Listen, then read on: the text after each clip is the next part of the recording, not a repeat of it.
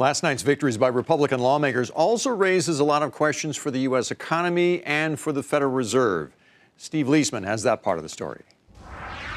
The new GOP-controlled Congress could be trouble not just for the president, but for Fed Chair Janet Yellen as well. Several bills, including one to audit how the Fed makes monetary policy, which Yellen has strongly opposed, could pass both houses now and end up on the president's desk. I think we ought to have an audit the Fed bill that moves all the way through. Again, very bipartisan. People realize it makes common sense. Nobody really can tell you what the Fed is doing. Let's just have an audit and see what's there. The president said he'd be the most transparent president ever. Here's a great opportunity.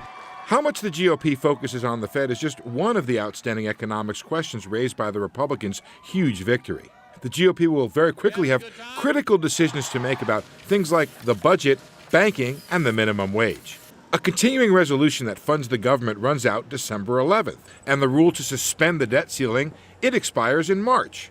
Will the GOP risk political fallout from another government shutdown to enforce spending discipline? In months past, we've seen everything go right down to the deadline, everything go right down to a government shutdown or the 11th hour. I think Republicans in firm control of both houses of Congress are going to get way out in front of these issues. They're going to address national debt issues, budget issues.